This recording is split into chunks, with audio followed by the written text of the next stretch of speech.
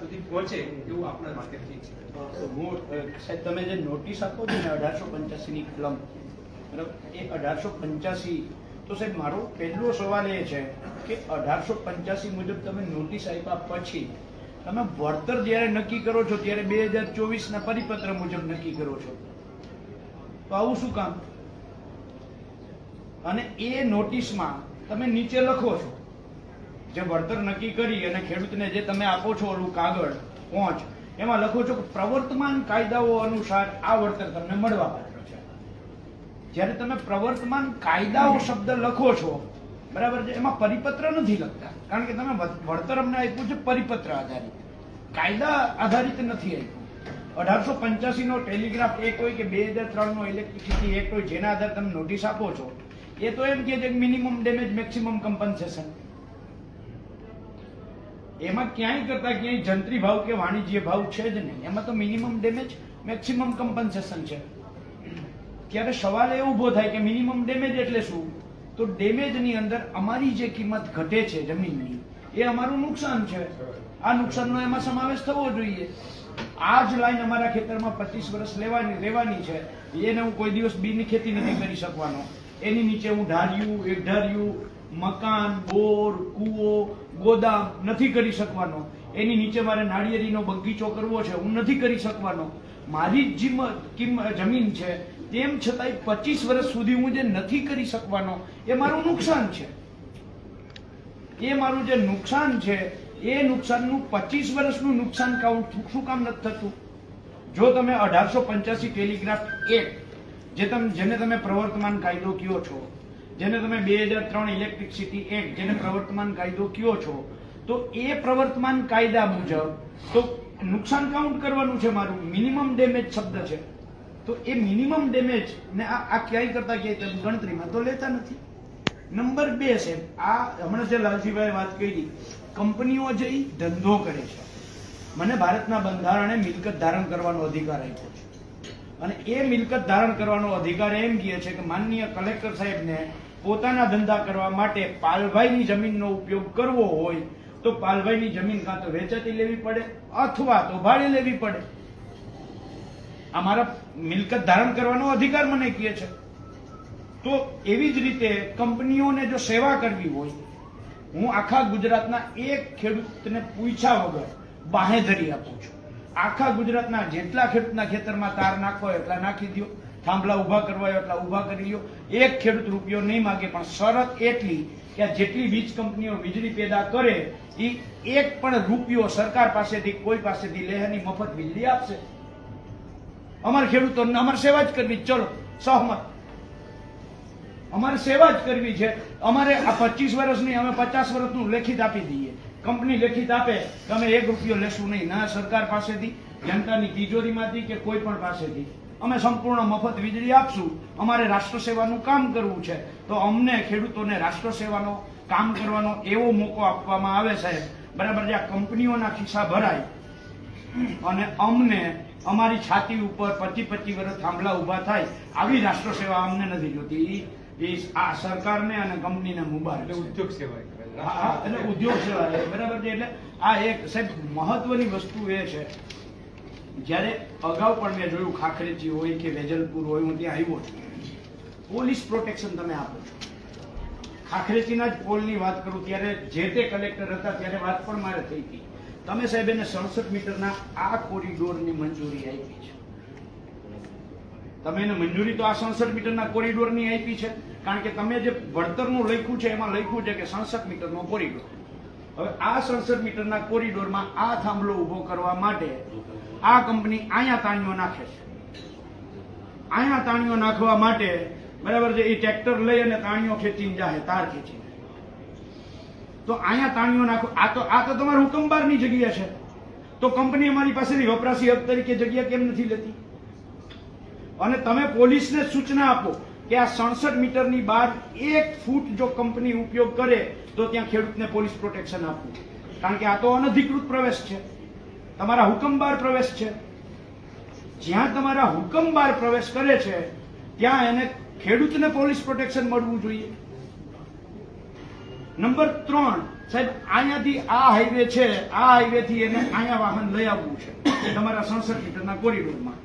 આ જે વચ્ચેનો માર્ગ છે આ અમારા ભાઈ વિભાગનો છે. આ માર્ગ આજે અમારા હાથબારમાં બોલે છે. આમાં સરકારનો ક્યાંય જાહેર માર્ગ નથી.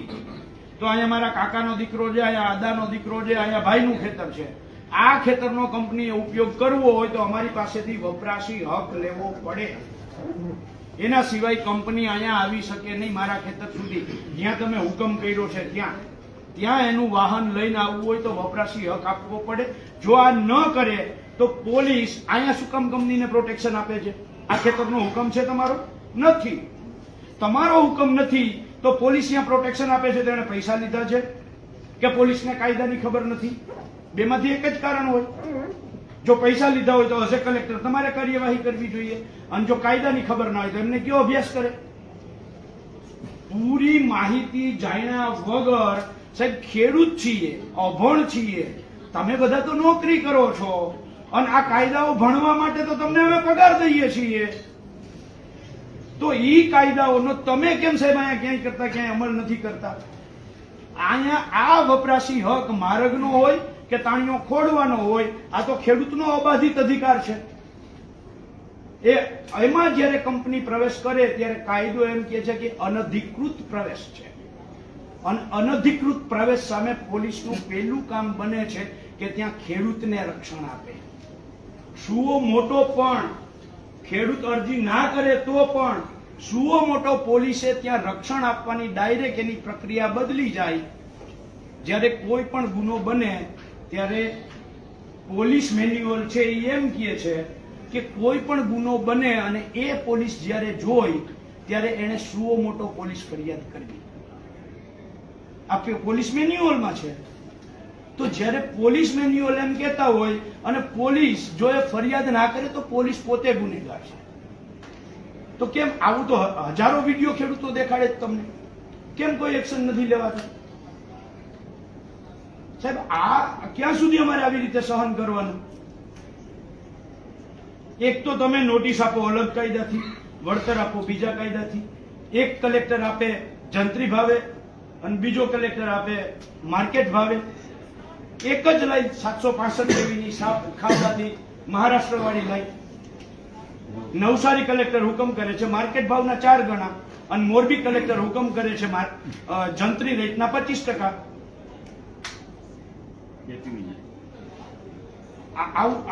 આવું એક જ રાજ્યમાં એક જ લાઈનમાં એક જ સરખો વીજ પ્રવાહમાં એક જ સરખી જગ્યા રોકતી વીજ લાઈનમાં ખેડૂતે તાલુકે જિલ્લે વળતર અલગ અલગ. પહેલી સાહેબ અમારી માંગ એ છે કે આ અત્યારે જે લાઈન નીકળી છે રિલાયન્સની, અહીંયાથી માળિયાથી લાલપુર, સાહેબ આ લાઈનનો હું તમને રૂટ મેપ બતાવું. એના રૂટ મેપો જે એને તૈયાર કરવાના હોય એને 3 પ્રપોઝલ મેપ આપવાના હોય અને એમાં સૌથી ઓછી જમીન ફળદ્રુપ જમીનનો એમાં ઉપયોગ થાય એ જોવાનું. હવે એ લાઈનમાં તમે જોવ અહીંયાથી કુંતાસીથી ચાલુ કરી અને લાલપુરના નાના લખિયા સુધીનું બરાબર છે. તો એમાં ખાલી 15 કિલોમીટર તમે આ બાજુ આયલા જાઓ એટલે માત્ર 25 ખેડૂતો આવે છે. બાકી આખો દરિયાપટ્ટી આવે છે. આખી લાઈન દરિયાપટ્ટી ઉપર હોઈ જાય એમ છે. ખેડૂતો આવે એમ જ નથી તો ફળદ્રુપ જમીન શું કામ બગાડે છે કંપની? એને 15 થાંભલા ઓછા આવે એના માટે, એના 15 થાંભલા ઓછા આવે એના માટે અમારા 500 ખેડૂતોના ખેતરને પથારી ફેરવી નાખવાની. શું કામ આ રૂટ ના બદલે? આ રૂટ તો બદલી શકે એમ છે એકદમ. આયાથી આ લાઈન નીકળે છે હળવદથી જે લાલપુર જાય છે સાહેબ, એ લાઈનમાં એને જે લાયસન્સની પ્રક્રિયામાં આપની ઉપસ્થિતિમાં એને પબ્લિક હિયરિંગ કરવું પડે. એને કર્યું જ નથી. તમે ક્યાંય ગયા છો અદાણીના પબ્લિક હિયરિંગમાં? લાયસન્સ લેતા પહેલા. હા, લાયસન્સ લેવા માટેની પ્રક્રિયા કહું છું. લાયસન્સ આ લાઈન પસાર કરવા માટેની લાયસન્સ લેવાની પ્રક્રિયામાં એને પબ્લિક હિયરિંગ કરવું પડે. તમારા મામલતદાર, તમારા પ્રાંત કે આપ ખુદ બરાબર છે, આપના કલેક્ટરમાંથી કોઈ પણ એક પણ પબ્લિક હિયરિંગ આટલી લાઈનો નીકળી એમાં થયું છે? તો સાહેબ આ કાયદાનો ભંગ છે.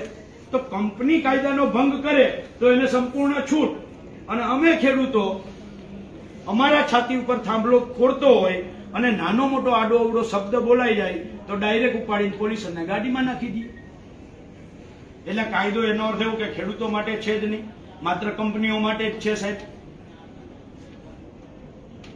તો આ જે છે સાહેબ, આમાંથી અમે તમને વિનંતી કરવા આવ્યા છીએ. અત્યારે જેટલા ખેડૂતોને આજે તમે નોટિસ આપીને બોલાવ્યા છે, અમારી બધાય વતી પહેલી આજની વાત એ છે કે એમને સૌથી પહેલા તો એને મુદત આપી દેવામાં આવે 20 દિવસની, 2-5 દિવસની નહીં, બરાબર છે. ઓછામાં ઓછી 20 દિવસની એમને મુદત આપો, જેથી કરીને અમે ક્યાંક થોડુંક વકીલ, થોડુંક લીગલી બધું જ ભેગું કરી અને સાથે તૈયારી સાથે અમે પાછા આવી શકીએ. એટલે તો પહેલા અમને ઓછામાં ઓછી આજે જેટલા ગામોને નોટિસ આપી છે એટલા ગામોને અમને 20 દિવસની મુદત આપવામાં આવે. બધાય ગામ વતી અમે તમને વિનંતી કરવા આવ્યા છીએ. અને આ મુદતની જ વિનંતી નહીં, આવનારા દિવસોમાં કંપનીએ ક્યાં લોનો ભંગ કર્યો છે સાહેબ. તમારી પાસે જો નિષ્ણાંત માણસો ના હોય તો હું જયેશભાઈને કહું 2 દિવસ અહીંયા આવી જાય અને નિયમોની તમારા એક માણસને આપો, એની હારે ચર્ચા કરી અને લખાવી દે કંપની આટલા નિયમોનો ભંગ કર્યો છે. કહેતા હોય તો હું એ 2 દિવસ આપીશ, પણ હું માનું છું સરકાર પાસે નિષ્ણાંત માણસો તો હશે.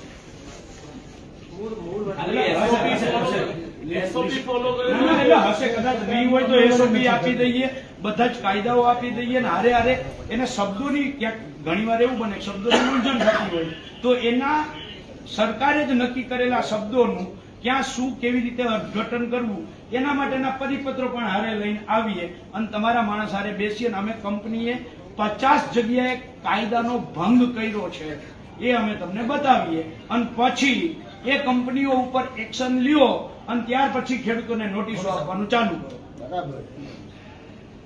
આમાં કોઈ